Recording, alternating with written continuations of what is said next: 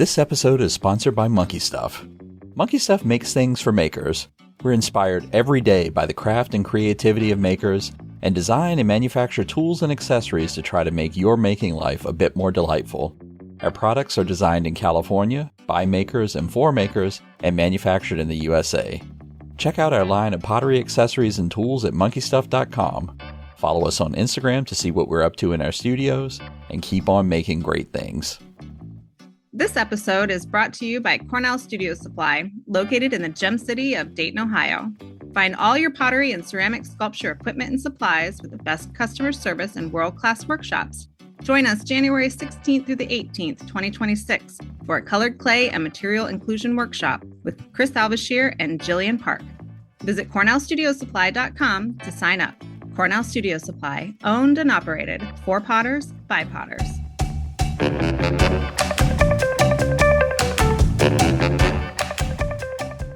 Hello, my name is Kathy King, and welcome to the For Flux Sake podcast. I'm coming to you from the Harvard Ceramics program in our fair city, Allston, Massachusetts. I'm here with Rose and Matt Katz of the world-famous Ceramic Materials Workshop, and they are ready to answer your burning questions about clay and glaze.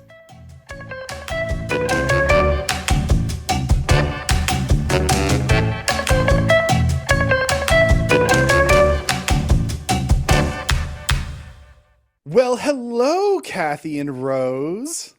Hi, this Matt. is different.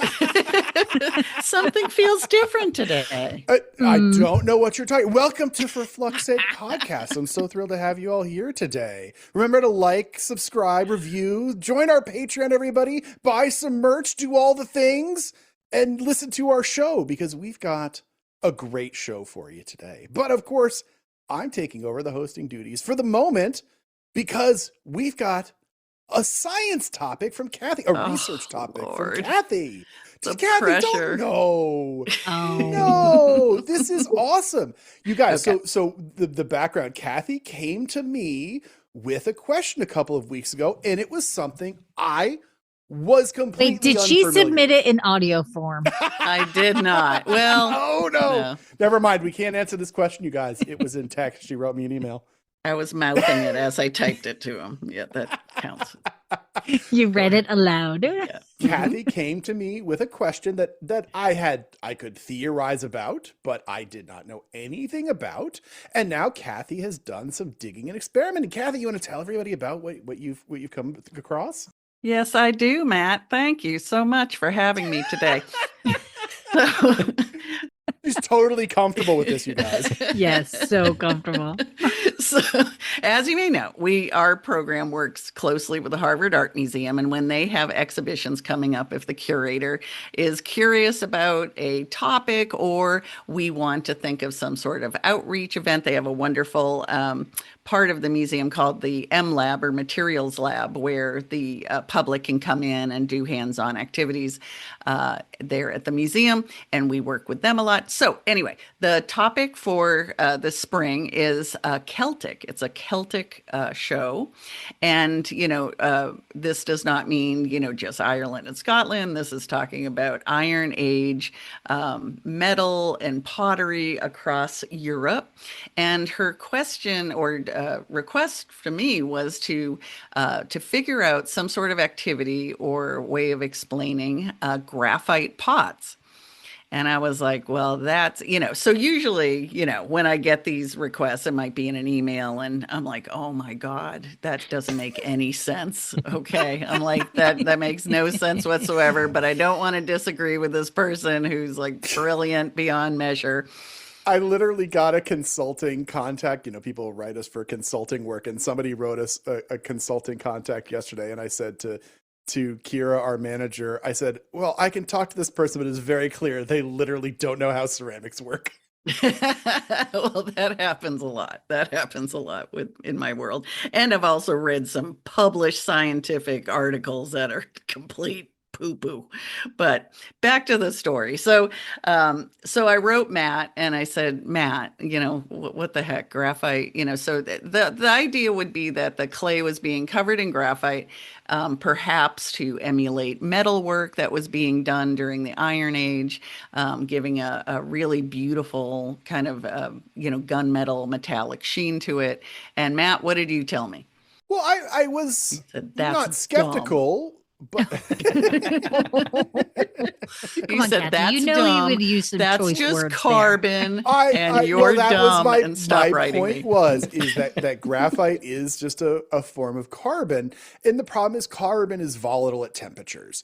And as soon as temperatures start to climb, carbon will react with oxygen in the atmosphere and turn to carbon dioxide pretty quickly. It doesn't even need to be that hot.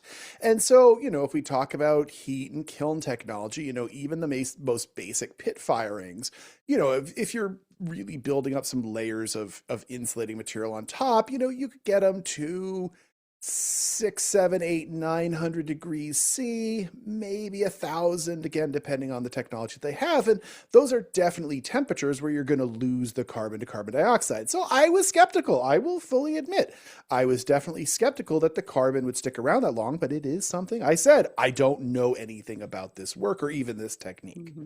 Mm-hmm. So I said, thanks a lot, Matt. And I was ignored me as normal. Like, why am I hosting this podcast? It's to get answers at points like this. Anyway, so luckily I came to find this awesome article in the Journal of Archaeological Science. And I want to give a shout out to my Hungarian team who wrote, I can't even pronounce their names, but they wrote an article called Shine Like Metal, an experimental approach to understanding prehistoric graphite coated pottery technology. That's a research paper title right there. It was, but you know what? If you Google that, it's really fascinating. So this graphite pottery that was popular and seen throughout Europe through the late Bronze to early Iron period had some commonalities. So what they did is they did the experiment. I made a bunch of earthenware tiles, and I kind of followed what they were doing. So I got graphite powder, and I would get the tiles to leather hard, and you can stamp, or you can, many of the pieces are incised or kind of sgraffito, so that's my jam. And then mixing a slip of the clay with the graphite powder, I would put it on almost like a terra sigillata. And in their experiment, they were taking chunks of graphite and, getting it into a powder. I just got mine off of Amazon. And then I didn't have any ancient river stones available, so I used a spoon. And I started... No, it's an ancient reliquary spoon. An ancient spoon. There you go. There you go. From Target. Okay. So I did the, different days, different moisture contents, and then I just put them all in a sagger, a big ceramic box, buried them all in sawdust, in fine to medium sawdust, and then put them in the gas kiln and fired. And everybody hold on to your seats here. I'm going to use some Celsius. And they said that it needed to be fired to 700 to 1,000 C. And of course I was like, what? And so I Googled that and found out I needed to fire to around 1,500 degrees Fahrenheit. And then I held it for an hour. I got a little scared during one point because the entire kiln room started to get smoky. Yeah, smoky. So luckily I opened the garage doors, got them out the next day, and miraculously the graphite is staying on. So meaning it was so easy to rub off pre-firing. I did find though that the ones that I kind of burnished and melded the material together at leather hard work better than at the drier states. So my question for you, Matt, is why did that happen? Why is it better? Were the results a little bit more permanent on the leather hard ones? Yeah.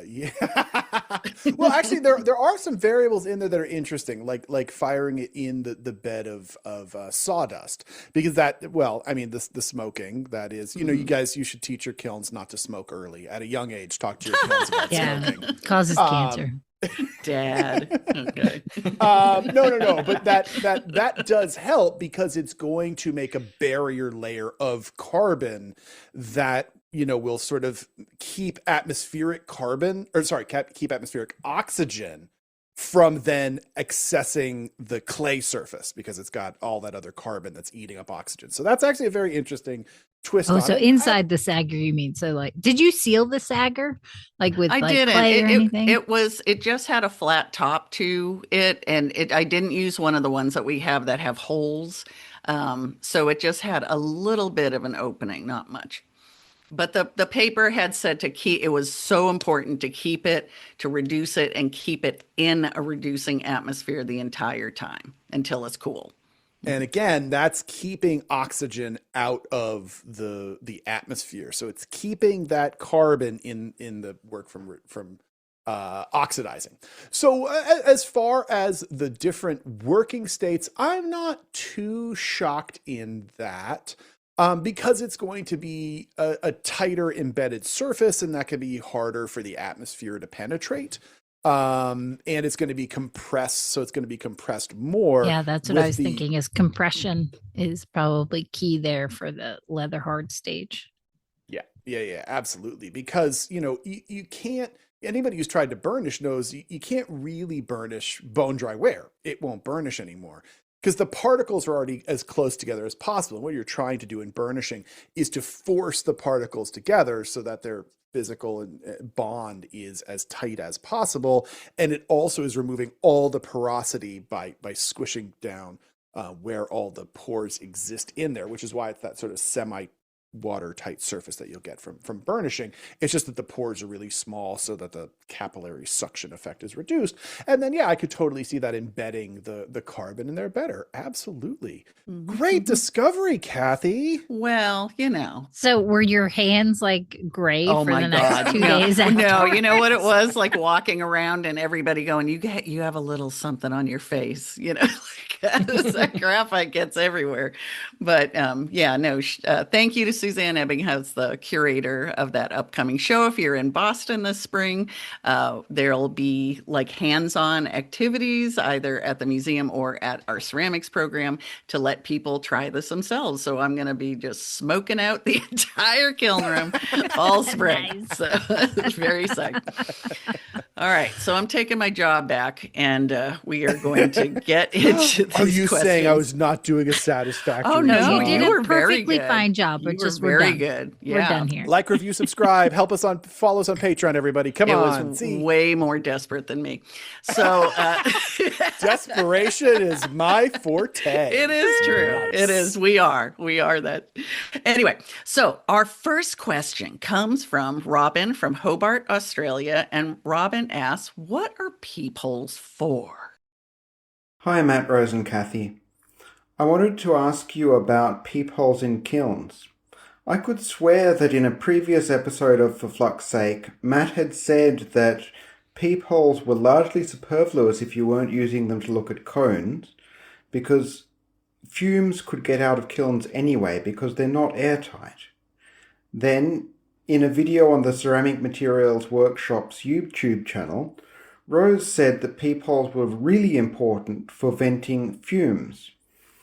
And I was wondering, has the position changed, or do I misremember the previous episode? I'd like some clarification, please. Thank you.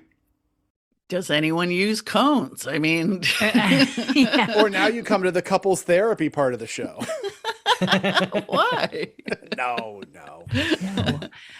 I mean, the peoples do vent when they're being used. I mean, what was it when we were having our Freddie kiln built? He says, do you want peepholes in there? And we both looked at each other. We're like, no, we don't need them.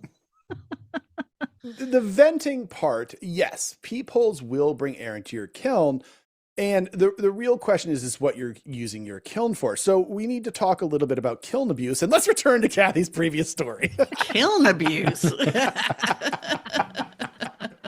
Well, no, it is important depending on your application. So if you are doing something that actually requires venting, it is important. So when you have a high carbon release, because you're smoking in the kiln with high burnouts, or you're doing luster firings, or anything where you do have some sort of, Or if you're breakdown doing of sculpture materials. that has paper inside of it that you can't get out. 100%, that there is value in that.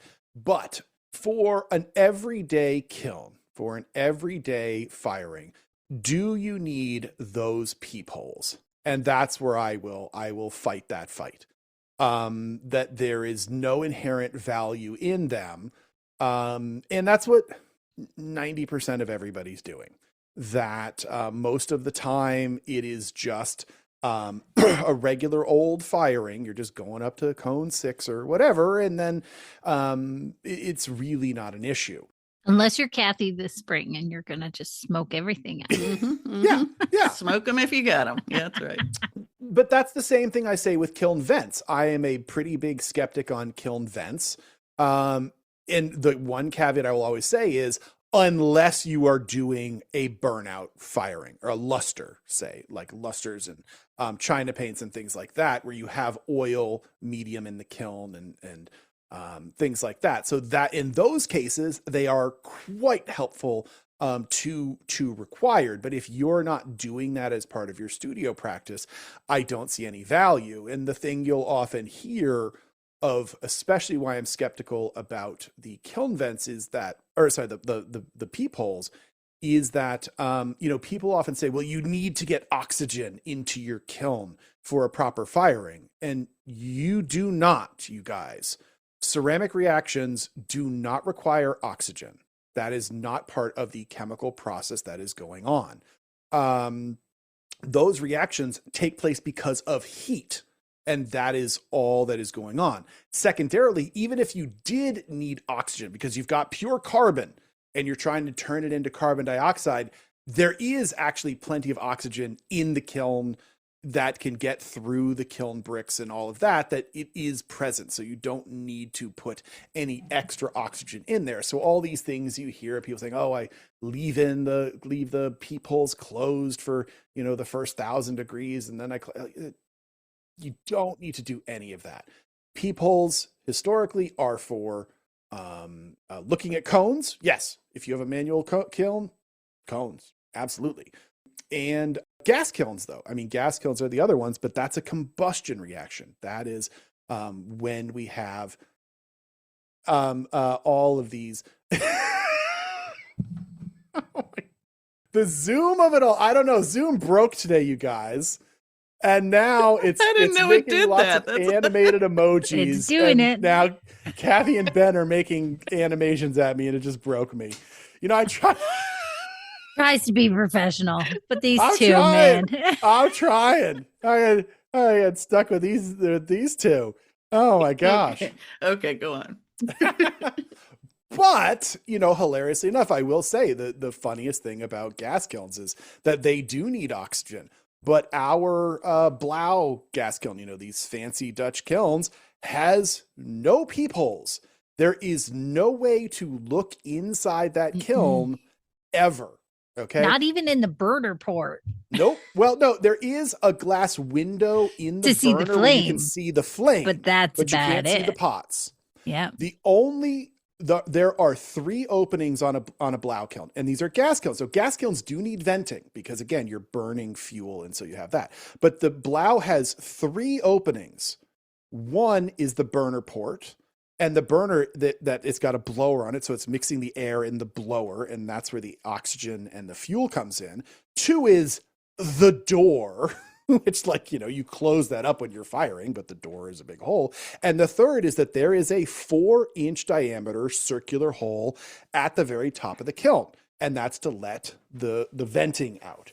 But that's it. There's nothing coming into the kiln that you're not introducing yourself through for combustion, but you're doing it for combustion, not for some sort of need for oxygen for the ceramics. Ceramics will work just fine without any oxygen. We do fire ceramics in vacuum furnaces where you literally suck all the air out and then use an electric kiln to create the heat, and it'll fire just fine. But no, that is where the position. You want to know what I saw this morning when I went into the studio? The lights were off. Matt had fired a kiln the night before. So I walk into a dark studio, and all of a sudden I see this red like smile on the wall behind the kiln. And I'm like, what is that? And then I realized, oh, we probably need to put a little KO in the lid of the small test kiln. The bricks are wearing out a little bit. Yeah, the lid on this one just drops in place, and it definitely gets a little wear down as the bricks rub. It was like a smile on the back of the wall. I was like, that's interesting. Nice. So there you go. And my question for Robin is, can I move into your basement? I know. Hobart is so nice. Oh, really? Love Hobart. Oh, it's just freaking charming. Tassie's charming. Oh, my goodness. Well, thanks for writing, Robin. Today's episode is brought to you by the Rosenfield Collection of Functional Ceramic Art. The collection exists as an online source for research and inspiration, featuring photos of thousands of objects made by over 800 artists. The images are high quality and can be used with no permission required. To find out more, visit www.rosenfieldcollection.com. Glazes don't make sense, but that's why Rose and I are here at ceramicmaterialsworkshop.com, helping translate glazes for real ceramicists like you. So join us for our brand new class starting October 1st. For everyone from beginners to masters, we clear up all the mysteries of glazes to make them work for you. Join us at ceramicmaterialsworkshop.com for making glazes make sense. So our next question comes from Leah from Places Unknown. And Leah wrote in, I've read in some online forums, again with the online forums, that glazing only one side of a pot creates uneven pressure on the clay, making it unstable. The last thing I want is to have someone's hot cup of coffee explode on them or a pie plate collapse at 350 degrees. Right on. I like to make pie plates with only the inside glazed and mugs with the inside lip and handle glazed. Am I creating a potential disaster? What factors can I look at to avoid the risk? I use commercial glazes for now. This whole like no glaze on the outside of things, I just love filing my nails and having my coffee at the same time. Get a nice flat edge. I know, it's really nice. It's multitasking, really. I will say, the one thing I do really like with raw exposed clay is my friend Ian Childers. He polishes the bottoms of his, nice. and vitrified clay is glass, and so you polish that, it'll take it smooth like a frozen pond. You put a little water under it and it spins. Yeah, it's like a really nice finish. So nice. But raw clay sucks. That's just. I'm kidding. No, I'm just kidding. There's some really great examples. There are. Yep. We have some great mugs from my student from many years ago, Kelly Justice, and she does all exposed clay and underglaze on the outside. They're very, very nice. But yeah, producer Ben, are we going to get sued for copyright infringement if I just start singing under pressure? Oh no, you should definitely do it. Pressure. Yeah, don't do that one again. Oh, I hope I woke everybody up on their drives to work. Has anybody here? I mean, I'm not the potter, so potters in the house. Has anybody had any experience with pots glazed on the inside, not the out? We've had dunting as a problem. Yeah, at I was the going to say studio. dunting That's is going to one. be your main problem. And because I work at Terracotta, they dunt spectacularly if you just glaze the inside. Put stoneware to shame, Ben. Yeah. Yeah. And one of my friends was slip casting this terracotta that was only glazed on the inside.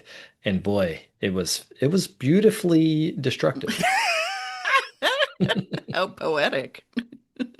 Yes. It'll pop like a firecracker. Yeah, I'll never forget the first time I've run into a dented pot, and it was at when I was a student in Alfred, and I was sitting at my wheel, and there were carts behind me, and I'm sitting there throwing, and all of a sudden I hear this big like pop behind me. I'm like, what the hell was that? And I turn around, and this like piece that was behind me, it was a brown stoneware with a white glaze on the inside. I think it was the yellow salt from Val Cushing. It was basically in like 3 pieces behind me. I was like, I didn't do that. And it just like literally like popped apart. I was like, what just happened there? That's how I learned about dunting. But it's interesting that you noted a particular glaze, because it absolutely is tied to particular glazes. And, to cut to the short version of Leah's answer is that, yeah, absolutely, it can be a problem. Now, the first caveat, because I'm sure I'm going to say this, and there's going to be a ton of people who are like, I do it and it's just fine. It's fine. To be clear, this is a clay body issue, and this is about the strength of your clay body. And there are, as we talk about all the time, some less than well-fired clays in the world. And we were just talking about this. We started doing live streams on our YouTube channel. Just subscribe to our YouTube channel, people. Check out our live streams. But we were doing one not too long ago where we were really talking about the fact that a lot of clay bodies, when they list the firing temperature, that does not mean that the clay is actually vitrified.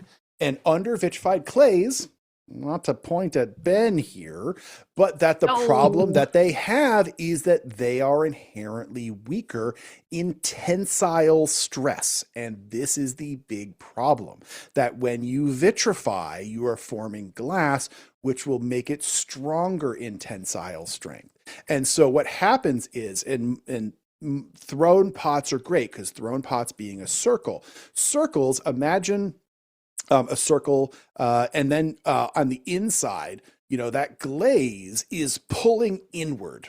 Okay, so the glaze on the inside of the pot is in compression, and so it's pulling inward. Compressing is an inward pushing force. Well, that means the unglazed outside is now in tension. And if the clay body is weak, and there is no glaze there to counteract the effect of the inside, and that's one way to solve it. Glaze the inside and the outside, and you have the same force on both sides of the pot. But if you only have it on the inside, and then the clay body is weak, it will absolutely pop, because ceramics are incredibly strong in compression and insanely weak in tension. And this is one of those things with the terracotta people. They all love to throw around that Pete Pinnell had done some crushing studies years ago. And he was all like, well, look at all of these terracottas that are so much stronger in the compression tests than the vitrified clay. Well, that is because the vitrified clay, being glassy, has a harder time with those compression forces, but are much stronger in tensile forces. And so, yeah, the red clays can be better in compression, but then they are much, much worse in tension. And that's where the failure goes. The other way is that it doesn't have to be just one glaze on the inside and no glaze on the outside. 2 different glazes, a different glaze on the inside than the outside, will absolutely do this too. And so will having an insanely thick coating on the bottom of your pot will do the same thing too, because it's all about creating these tensile compression relationships. And so, yeah, there is definite danger in there. But some clays will survive. I'm not saying that you can't do it. I'm not saying that you shouldn't do it. But as Ben said, like, you sort of see a history of types of clay and types of work and types of temperatures that kind of do it. Ben sits contemplatively, considering his whole life and why the hell did he do this podcast when Matt comes and gives a hard time. I was thinking about pie, actually. I was thinking about pie plates and how that might actually be the worst time to do it, right? Because wouldn't there be even extra stress on a pie plate because of the way it's being used in the oven? Yeah, because going into a hot oven. What's the bakeware that was in Alfred? What was flameware? that? Yeah. Oh no, in Alfred we had the Terracotta Baking Company or something. terracotta, yeah, something along those lines. Yeah. So they always said to put it in a cold oven and then turn Yes. it up. So they kind of CYA there a little bit to kind of compensate for possible stresses. Well, this is not professional advice, and I definitely didn't tell you this, but that works for almost Don't any listen. clay that you want to bake in. That a Yeah. lot of ceramic ware cannot go into a preheated oven because of the sudden changes in thermal expansion. But if you start it in a cold oven, it will be fine because its temperature raises evenly and homogeneously. But in the cold or in the hot oven, it expands really quickly and then it just goes to hell. Yeah. It's definitely something like to watch out for. If you see a consistent trend with your clay doing it, or actually, if you even see your clay body doing this once, take that as a warning. Like that is a sign that there may be something wrong with it. And the first thing I would do is check the absorption rate on that clay, because that may be the issue. Well, all right.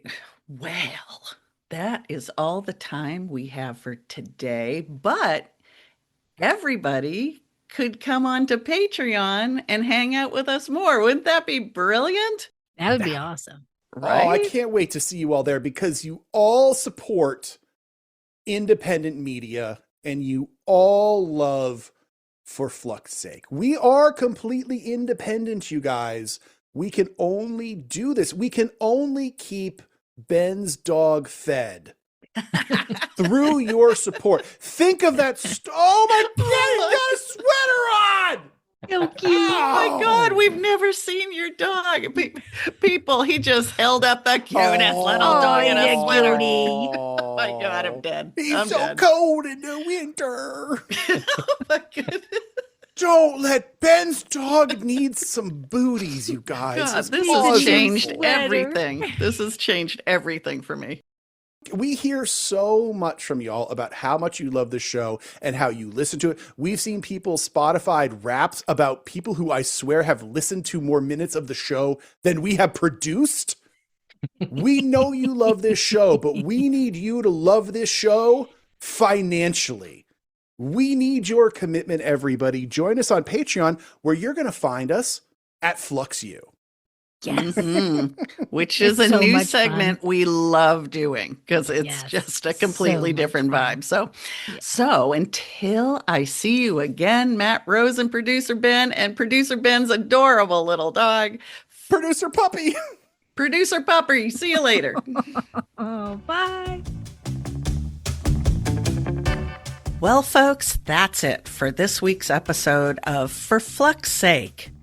I'd like to thank the listeners who submitted questions this week. And if you want your question answered on the show, shoot us an email at forfluxsakepodcast@gmail.com. So join us next time. And when in your studio, remember what Rose always says. Always remember to test, test, test.